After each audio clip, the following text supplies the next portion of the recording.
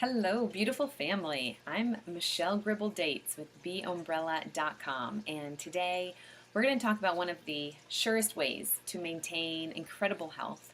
And hopefully, it won't take any extra time or money because it relates to something that you already do, but hopefully, you don't overdo, and that is eat. Specifically, we're going to talk about digestion as it relates to eating. So, I grew up sitting around a lot of campfires, and to this day, it's one of my favorite ways to enjoy creation and community. And I find it super helpful to think of my digestive system like a campfire. You want to keep the fire going, but you don't want the fire to get too big. And in order to do that, you feed it and you stoke it, but you don't put too much fuel on it. Now, just as you sit at the campfire, paying attention to it and tending to it so that it doesn't go out, it's also important to pay attention to your digestive fire, which is probably going to look different from your spouse's or your children's digestive fires. Just know that up front. Most people's digestive fire is weak. And so in this video, we're going to cover what that looks like in your body, how it contributes to some major health issues, and then some of the causes. And then in the next video, we will focus on what you can do to bring that heat up. Now, some of the ways that you can identify if your digestive fire is too weak is by paying attention to things like excessive gas, constipation, having a very low or a very high appetite, just general sluggishness, whether that manifests itself as heaviness in your body or perhaps dullness in the mind. If you have poor circulation or bad body odor or bad breath or just a general a weakened immune system, these are all things that are indicators that your digestive system is it's weakened, okay? And that digestive fire needs to be brought up. Now, two symptoms that I want to shine a light on real quick are constipation and gassiness.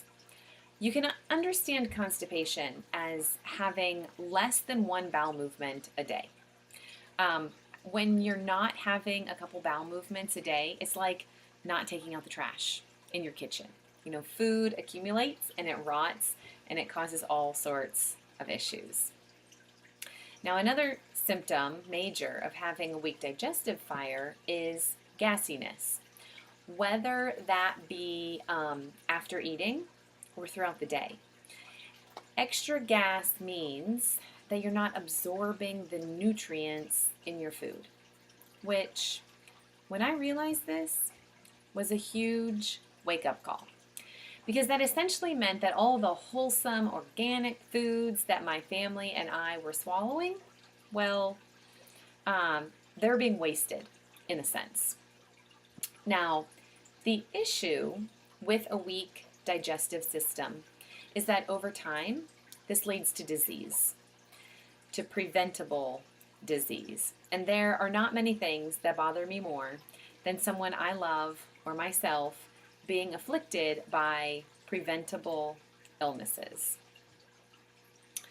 So, how do you get to the point of having a weakened digestive system?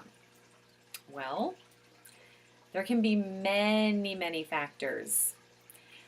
Some of those include eating your meals too close together, or overeating during a meal, or not chewing your food enough, or eating when you're driving, or when you're standing up, or when you're angry, or when you're upset, or anything that is distracting while you are eating. Maybe it's watching the television, or reading a book, or doing something on your computer. Also, eating too many raw foods, sugary foods, refined foods, deep fried foods, or eating and drinking cold things, or drinking too much liquid, with or just after eating. All these things are going to decrease your digestive fire. They're going to weaken your digestive fire, smolder it.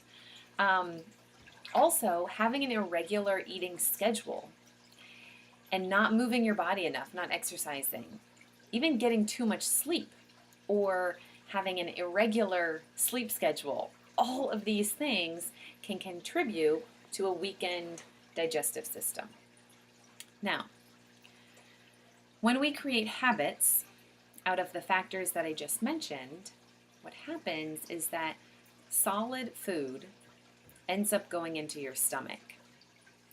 And it can't break down, and so it passes into the small intestine, where it hangs out and ferments. Rotting food sitting in your system, it leads to a lot of different health issues, from the common cold to cancer. Now, before we go, so far as to talk about cancer, let's back up a little bit and also understand that your blessed body absorbs most of the nutrients in the food in the area between the small intestine and the large intestine. Okay? But if there is old food fermenting in there, then guess what? You might be eating the freshest, purest, ripest, most organic, non-GMO, whole food available, but your body can't absorb the nutrients in that food. And then, because of that, you're going to battle with all sorts of health issues. Before we go on, just take a moment and make a list of any symptoms that I mentioned that you experience regularly that would indicate a weak digestive fire. Okay, seriously, get out a piece of paper, write down any indications that your digestive system is weakened. Again, some of those symptoms are constipation, excessive gas, real low or real high appetite, general sluggishness in your body or in your mind, poor circulation, bad body odor, bad breath. Okay, got your list? Now, the next time you experience one or more of these symptoms, I want you to try to see it as a blessing.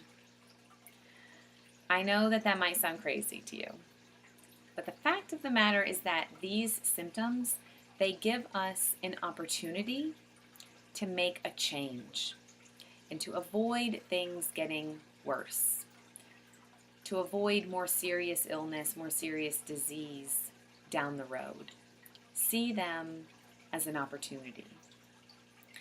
In the next video, I'll talk with you about lots of simple ways that you can improve your digestive fire, that you can strengthen your digestive system so that you can experience radiant health and be fully alive in your God-given, glorious body. Thanks so much for joining me today. Namaste and Amen.